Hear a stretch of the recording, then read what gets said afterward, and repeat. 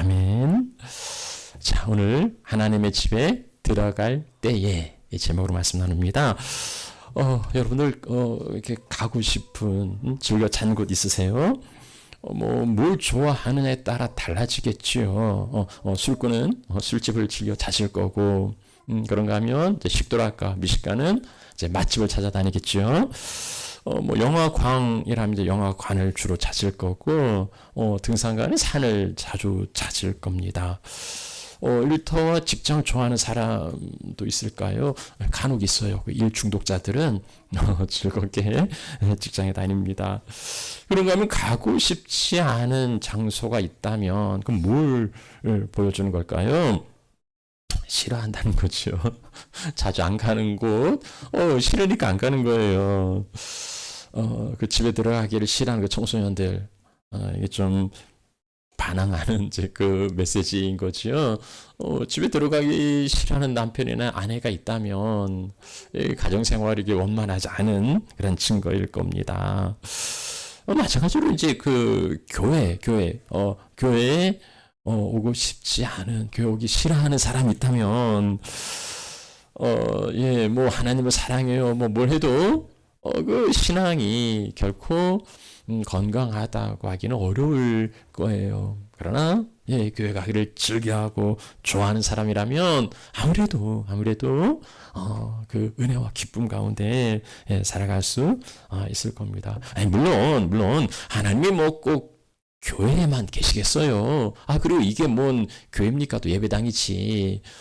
이렇게 또 이야기하시는 분도 계실 겁니다. 그러니까, 신학적으로 이제 무소부재하신 하나님, 그러니까 어디에나 계시는 하나님, 이게 시편 139편에 나오는 말씀인데요. 어딜 가도 하나님은 계세요. 그러니까 굳이 교회 꼭 와야 하나님 만나는 겁니까? 내가 일상에서도 하나님 만날 수 있지요.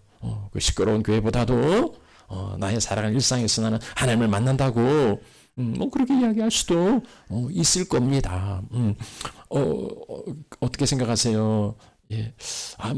교회는 하나님을 만날 수가 없고 내가 삶의 현장에서 하나님을 만나겠다고. 틀린 이야기는 아닙니다만은, 틀린 이야기는 아닌데, 그러나, 뭐든지 이제 이게 기본이 있고, 그 다음에 더 이제 확장해 가는 거죠. 주일이 있고 일상이 있죠. 주일이 없는데 일상을 찾는 그건 모순된 겁니다. 하나님께서 세우신 교회, 하나님의 집이라는 그 교회가 있고, 거기서 하나님을 만나고, 여기에서만 만나는 게 아니라, 일상에서까지 만나는, 그러게 기본이 없으면, 그 다음에 더 세워가는 확장도 없는 거예요. 물론 이제 기본에만 머물러 있으면 아쉽죠.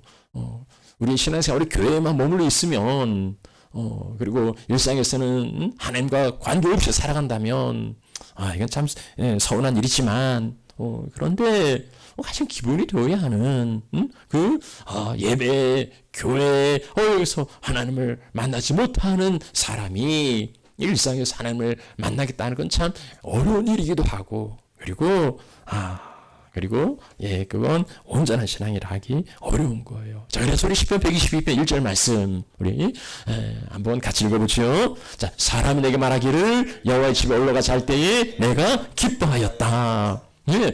교회 가자고, 여호와의 집에 올라가자고 할 때 그 반응이 시큰둥하고 아니면 막 짜증이 나는 그게 아니고 기뻐하였다.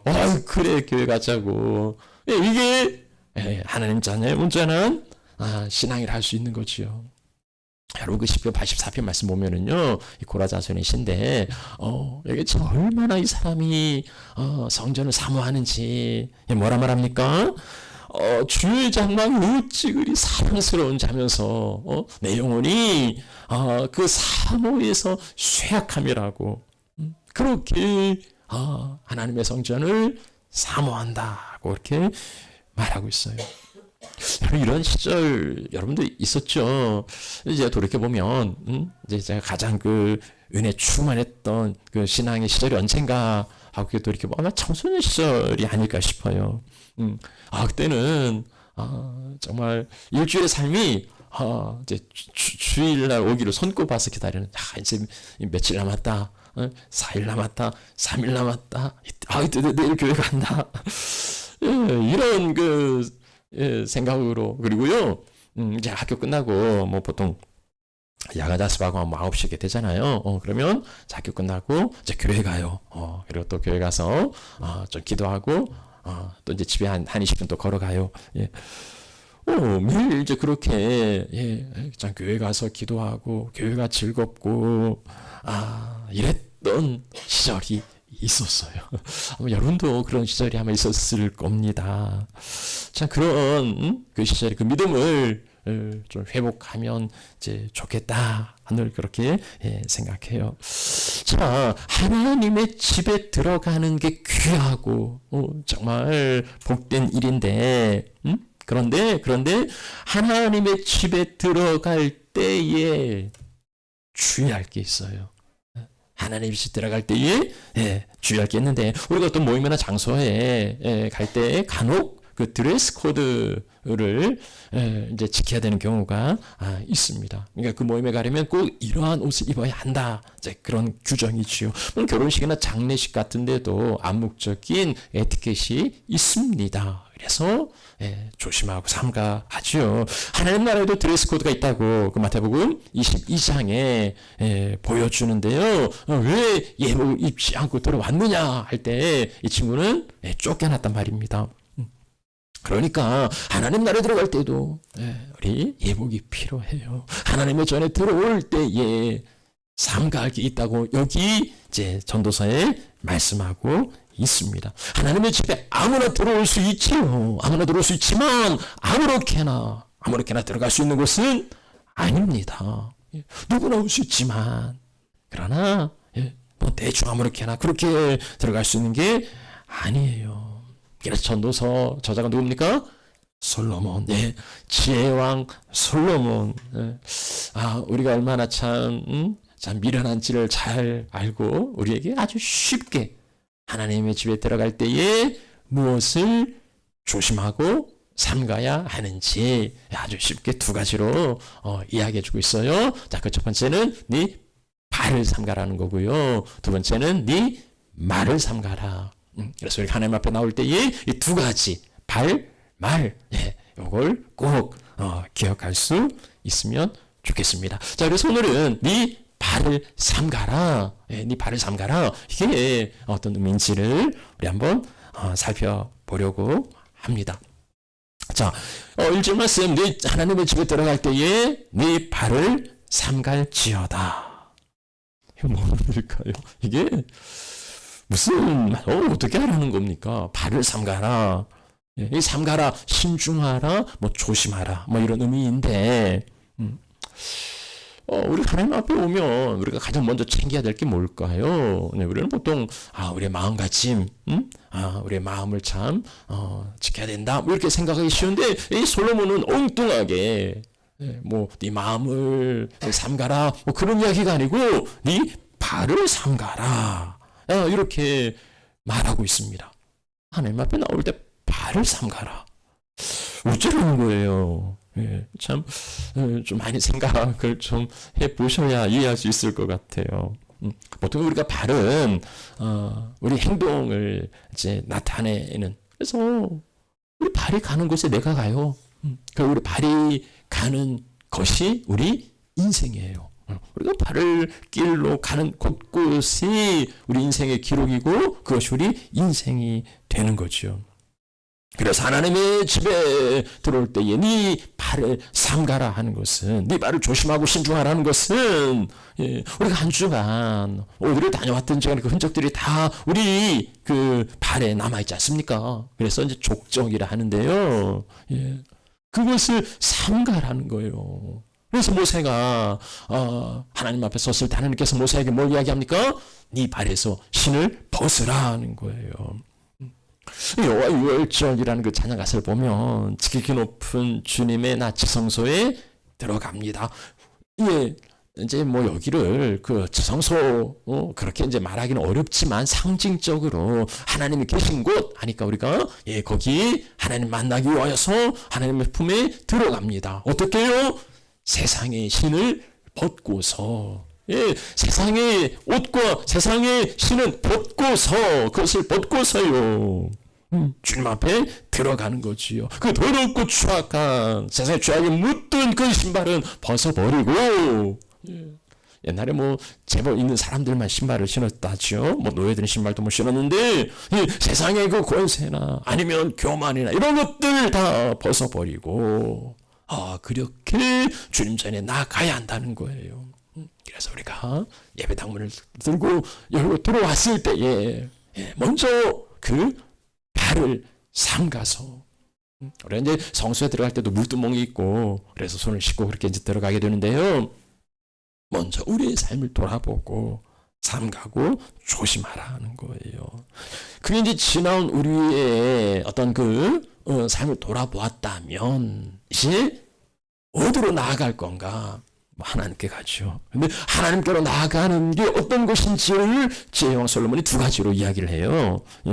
그러니까 지나온 족적을 이렇게 정결하게 했다면 그 다음에 어디로 나아갈 것인가? 그것을 이제 신중하게 선택해야 되는데 여기 본문의 말씀에 솔로몬이 이제 두 가지로 이야기를 합니다. 가까이 하여 말씀을 듣는 것. 그 다음에 우매한 자들이 재물을 드리는 것. 그러니까 이제 우리 하나님 앞에 나왔어요. 그러면 우리는 기로에 서 있어요. 가까이 하여 말씀을 들을 건가? 우매한 자의 재물을 드릴 건가?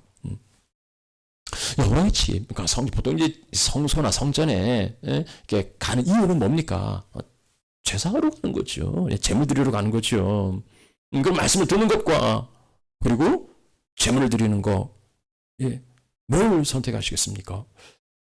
제사 드려봤으니까 재물을 드리는 거죠. 그런데 솔로몬의 선택은 그게 아니에요. 솔로몬은 우리에게 선택해야 될 것은 그 재물이 아니라 자 가까이 하여 말씀을 듣는 거다고 그렇게 가르쳐주고 있습니다. 1절 말씀 우리가 함께 읽었는데요. 자 보세요. 1절 말씀 보면은 하나님의 집에 들어갈 때에 네 발을 삼갈지어다 하고 이야기한 다음에 그 다음에 가까이 하여 말씀을 듣는 것 그게 자 우매한 자들이 재물을 드리는 것보다 낫다. 그러니까 우선순위 더 나은 선택은 뭐냐면 가까이 하여 말씀을 듣는 거라는 거예요. 자 우리가 왔어요. 자 그래서 어디로 갈 건가 선택의 길에 놓여 있는데 우리가 선택할 것은 말씀을 듣는 거, 하나님 가까이 가서 말씀을 듣는 거, 그게 더 낫다는 겁니다. 제사가 아니고 제물이 아니고 말씀을 듣는 거예요. 그러니까 우리가 하나님의 집에 올라와서 가장 우선순위, 가장 중요한 본질적인 거, 가장 핵심적인 거, 그건 하나님의 말씀을 듣는 거예요. 말씀을 듣기 위해 어떻게 해야 됩니까? 가까이요. 하나님께 가까이 나가는 거. 그래서 이게 어떻게 보면 정말 중요한 핵심적인 거예요. 이걸 놓치면 다른 걸 다 잘했다 해도 허사가 되는 거죠. 우리가 가까이 가서 하나님의 말씀을 듣는다는 건 뭡니까? 우리가 누군가의 말을 듣는다는 건 받아들이는 거지요. 그리고 동의하는 거고 그렇게 따르는 거, 하나님께 순종하는 거. 우리가 하나님께 순종하는 삶을 살기 위하여 가장 중요한 건 뭐냐면 하나님의 말씀을 들어야지. 일단은 들어야 뭐 순종을 하든 거역을 하든 뭐 할 게 아닙니까? 하나님의 말씀을 듣지 못하면은요, 그 사람은 뭐 없어요. 그냥 그렇고 그래요. 하나님의 말씀을 듣겠다는 건 내 멋대로 내 생각대로 살겠다는 게 아니고 말씀 따라 살겠다는 결단을 의미해요. 여러분 왜 사람들이 지 멋대로 살아갑니까? 뭐 원래 인간이 그래요.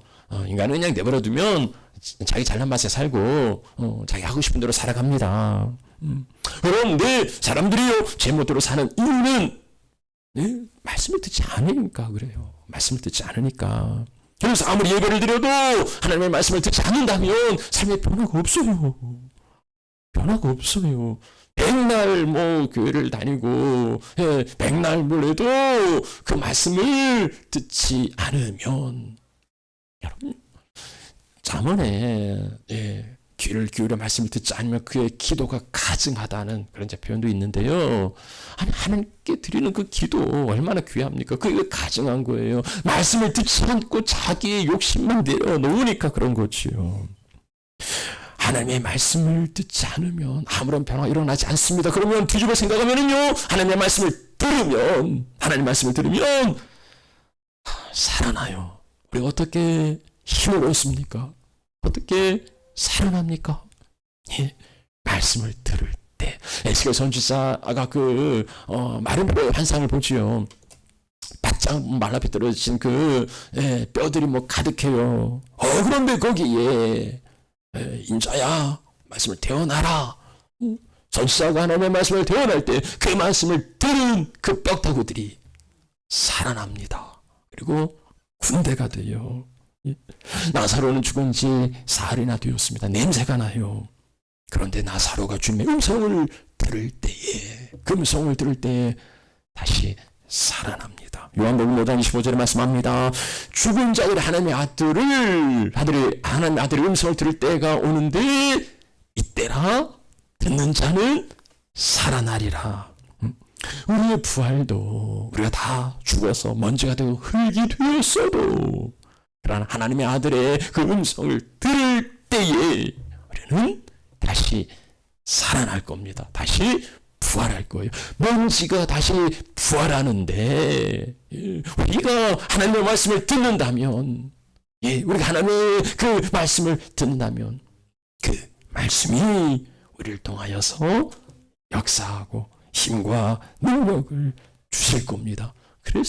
그래서요 늘 하나님의 말씀을 듣는 게 중요한데 말씀을 굳이 이 시간에만 듣습니까? 그럼요.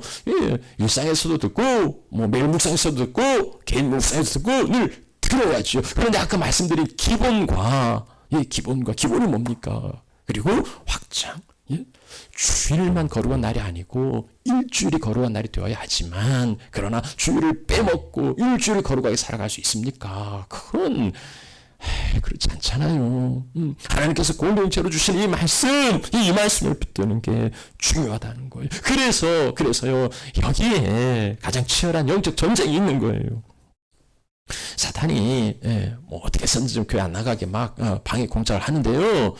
때로는 그냥 냅두기도 해요. 굳이 오히려 나가라고 주일도 나가고 수요일도 나가고 새벽에도 나가고 자꾸 나가라고 이렇게 독려하기도 해요. 그래서 자기가 믿음 좋은 줄로 착각하게 만드는 거죠. 교회는 나가 괜찮아 나가 자 그런데 사탄의 방해는 언제 시작됩니까? 나가는데 말씀은 듣지 마. 귀를 막는 거죠. 교회 나가도 좋은데 교회 나가는데 말씀은 듣지 마. 그래서 그렇게 감격스럽게 찬양하고 눈물 흘리며 기도하고 그래서 감격 정말 은혜 충만. 자 그리고 이제 설교 시간이 됐어요. 사실 이 시간이 좀 힘든 시간이긴 해요. 왜냐하면 여러분 설교자는 안 졸아요. 설교하기 위해서 좁니까? 근데 여러분 찬양하는데 안 졸죠. 찬양하는데 어떻게 졸아요. 근데 이제 이 설교 시간은 가만히 있는 거잖아요. 이게 힘든 시간이란 말입니다. 그래, 사단이 피곤하지 힘들지 아버지 집에 왔으니까 그냥 푹 쉬어.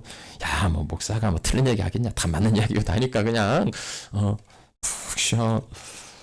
어떤 사람은요, 평소에 성경을 안 보다가 설교 시간만 되면 또 이렇게 성경을 보시는 분들이 있다더라고요. 어떤 사람은 또 그렇게 이 시간에 또 영감이 있는 시간이라네요. 그래서 시간에는 사업 구성이 잘 된대요. 제가 어떤 아는 분이 있는데 이번에 이제 카피라이터고 작곡가인데 이 시간이 영감의 시간이래요. 그래서 이 설교 목사님 다 설교하면은 자기는 이렇게 곡이 나온다고 그래서 그 곡 있잖아요. 그것도 내가 그 설교 시간에 만들었다고 그러시더라고요. 어떤 분은 주부 틀린 글자 찾기 하고 여러 천태만상 있어요. 근데요, 여러분 제가 이제 이 자리에 그런 분이 안 계시니까 좀 미리 이제 예고차 하시는 이야기인데요. 가장 기고만장한 참 이런 그 자세가 있는데, 이런 그 예배자가 있는데요. 뭐냐면, 이렇게 발장 딱 껴요. 그리고, 지그시 이렇게 딱 이렇게 눈을 감아요. 이게 이제 주로 시험 든 장로님들 자세인데, 그러니까 이제 이거요. 내가 네 이야기 듣나 봐라. 이제 일부러 과시한 보여주는 거예요. 아주 조금도 흐트러뜨림이 없어요. 그래서 설교가 딱 끝나면, 풀고, 눈 뜨고, 딱 해요. 여러분요. 이게, 그 목사 이야기를 듣는 겁니까? 목사 이야기를 듣는 거랑 이 자리에 있을 필요가 없어요. 아니, 잘 하는 이야기도 없는데 그 들어봤자 뭔 쓸모가 있다고 목사 이야기를 듣고 있어요. 그런 이야기를 하면 전혀 들을 필요가 하나도 없어요. 내가 네 이야기 듣나 봐. 어떻게 하나님 앞에 그렇게 내가 네 이야기 듣나 보라고 할 수 있습니까? 왜냐면 시험이 들었으니까, 정말 강팍하고 시험 들었으니까 그게 무슨 메시지인지 무슨 행동인지도 모르고 그렇게 하는 거예요. 혹시 여러분들이 장로님이 되고 시험이 들어도 이렇게 나지 마세요. 네. 말씀드린 대로 이제 일부러 그런 게 아니고, 삶이 피곤하니까 이렇게 좀 졸리긴 해요. 이 눈꺼풀 내려오는 건요, 그 천하장사도 들어올릴 수가 없답니다.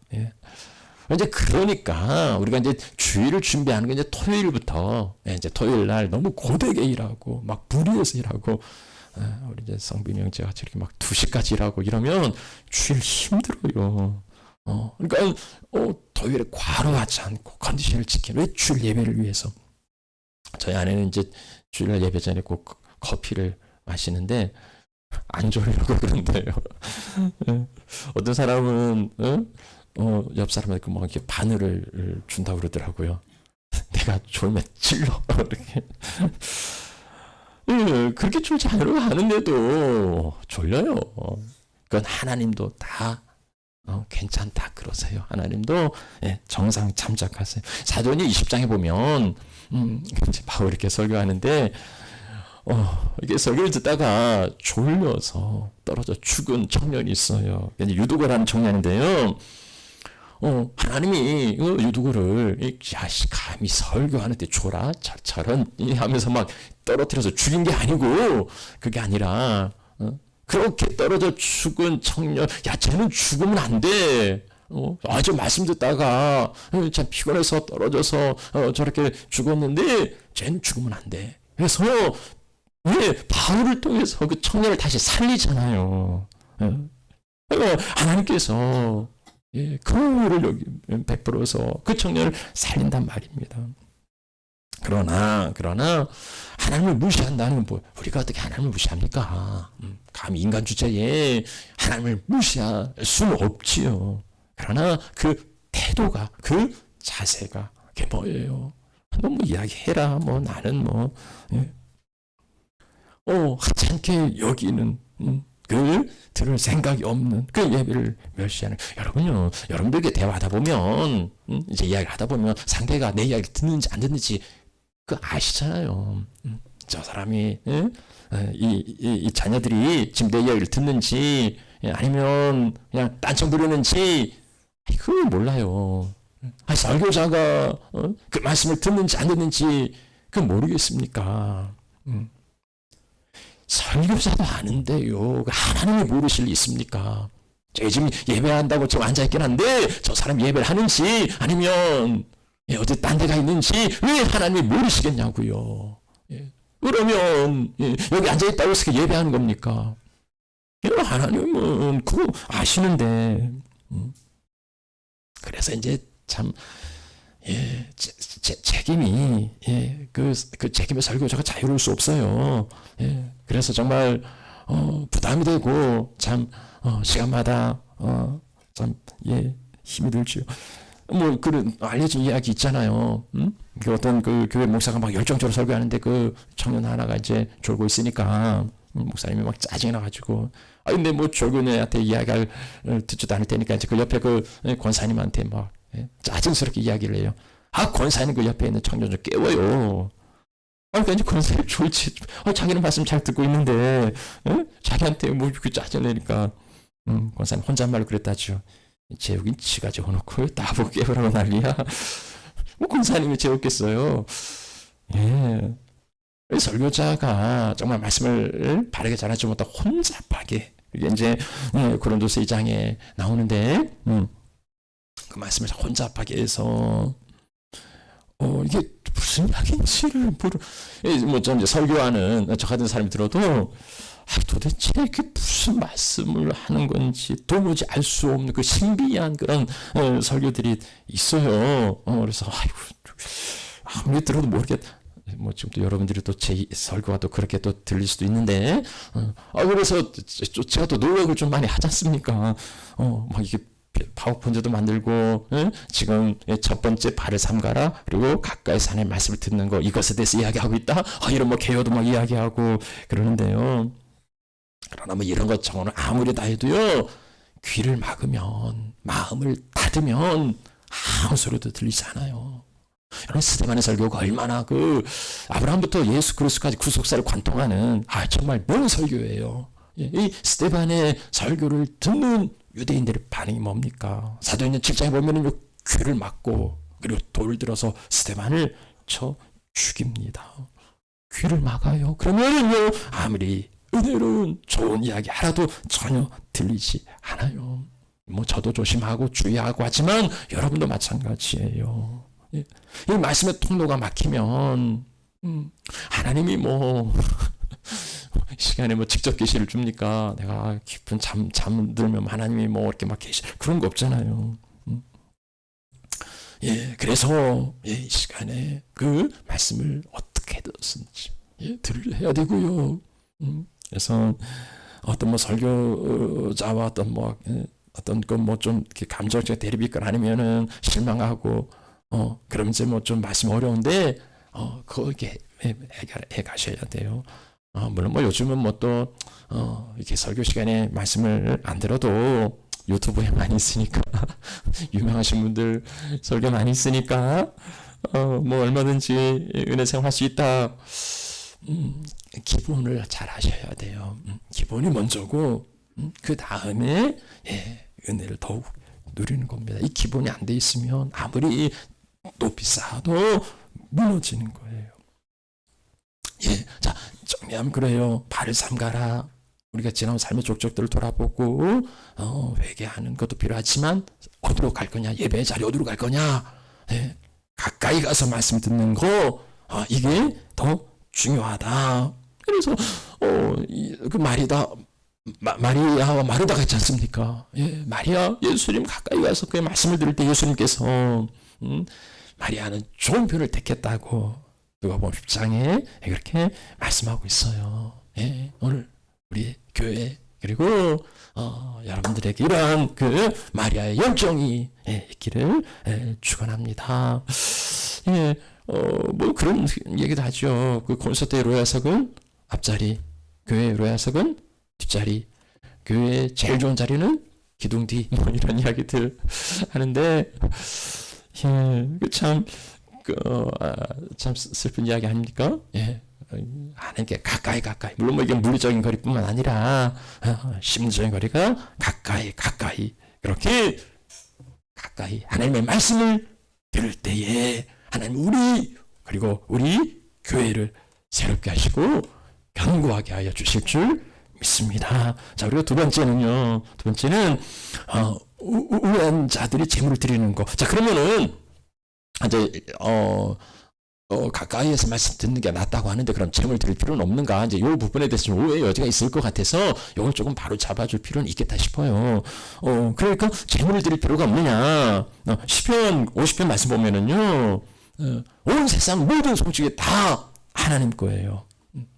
우리 뭐 세상의 모든 게 다 하나님의 건데 뭐 하나님이 굳이 뭐 우리 거 그 좀 쓰레기 그거 뭐 탐내시겠어요?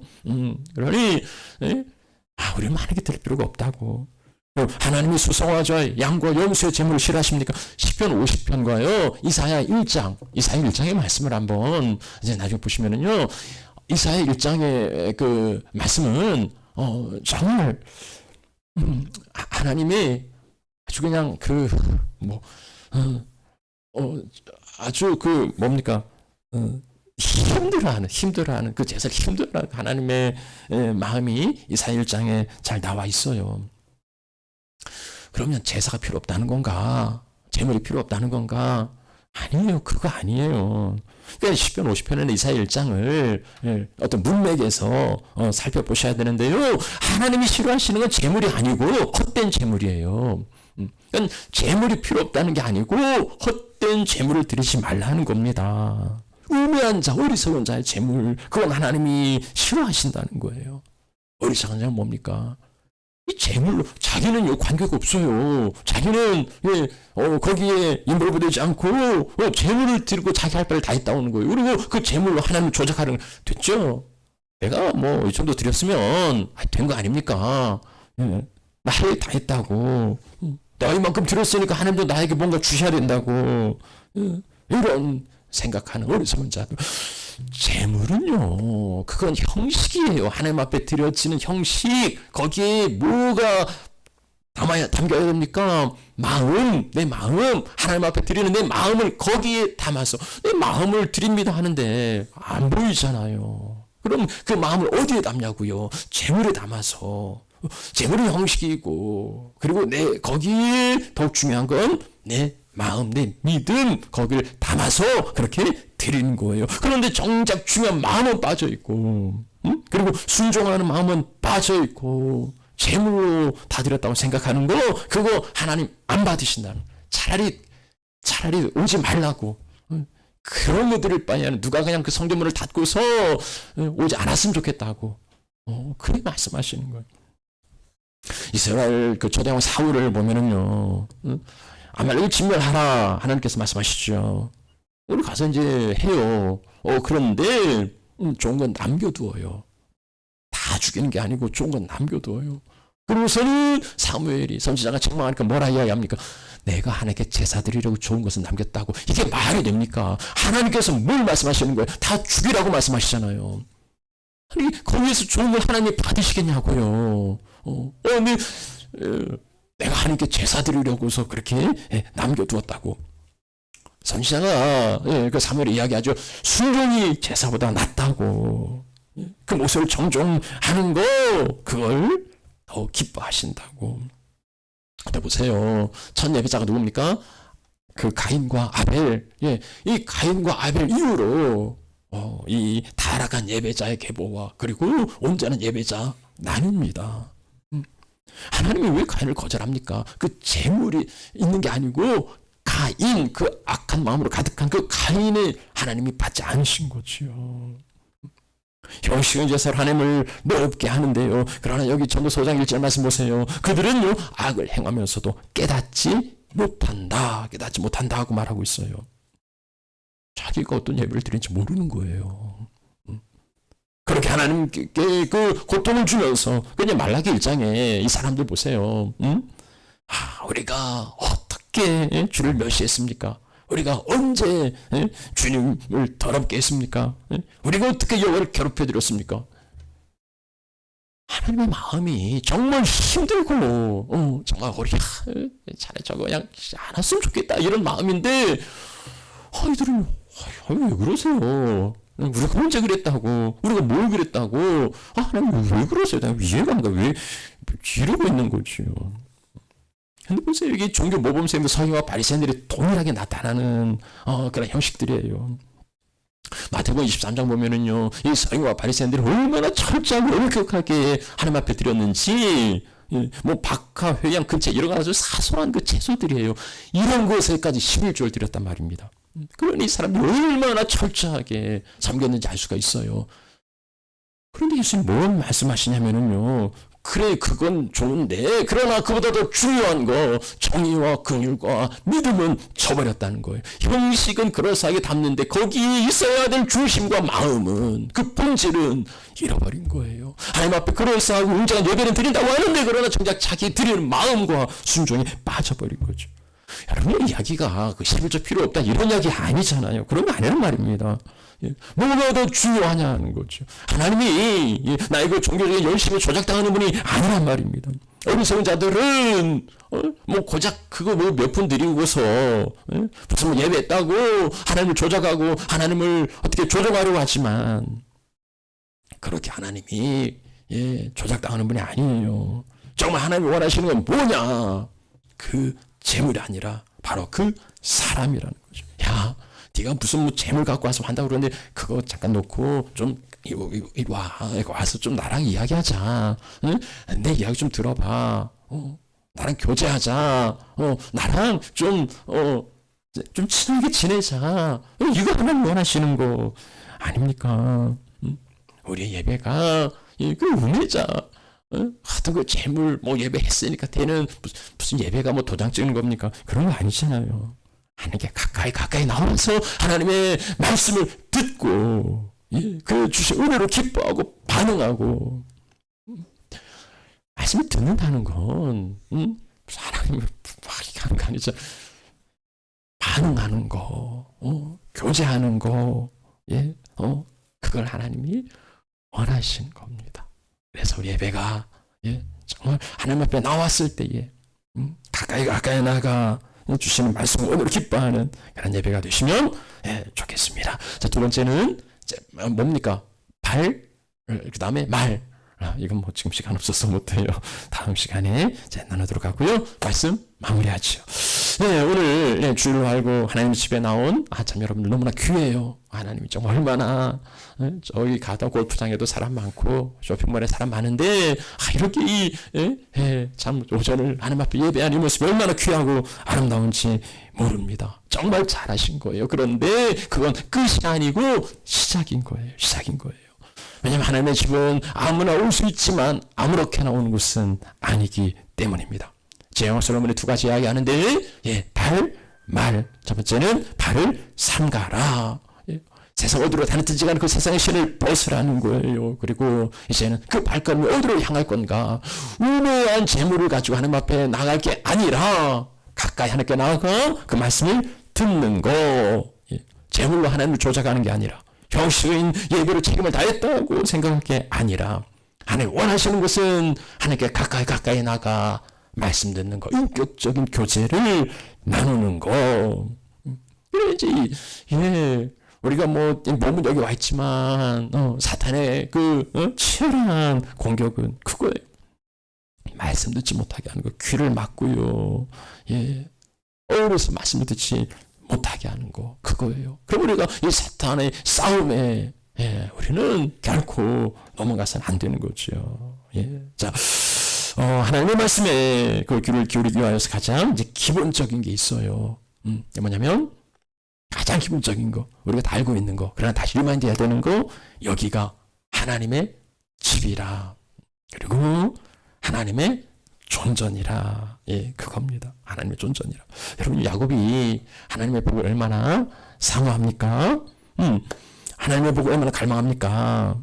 뭐 형과 아버지 속이면서까지 이렇게 막 이렇게 받으려고 그러잖아요. 그런데 야곱이 하나님 만났을까요? 그 복은 그렇게 갈망했지만 야곱이 하나님을 갈망했을까요? 그가요 이제 쫓겨 도망가면서 돌베개 베고 누워 잠이 들었는데 꿈에서 놀라운 광경을 봐요. 하나님이 나타나신 거예요. 그래서 그가 깨어서 이렇게 고백하죠. 과연 여호와께서 여기 계시거늘 내가 알지 못했다. 이것은 다름 아닌 하나님의 집이요 하늘의 문이로다. 자, 우리 이제 찬양할 텐데요. 사랑하는 하늘 가족 여러분, 여기가 하나님의 집이고 하나님의 존전에서 예배하고 있다는 거, 그거 붙드셔야 돼요. 그래서 주님께서 여기 계시니까 하나님 앞에 우리가 있으니까 그 주님 앞에 온전히 주신 말씀을 듣고서 인격적인 교제를 힘쓰도록 그렇게 예배해야 된다는 겁니다. 어리석은 예배자처럼 하나님 멸시하면서 깨닫지 못하고 있는 건 아닌지, 자, 우리가 함께 찬양하죠.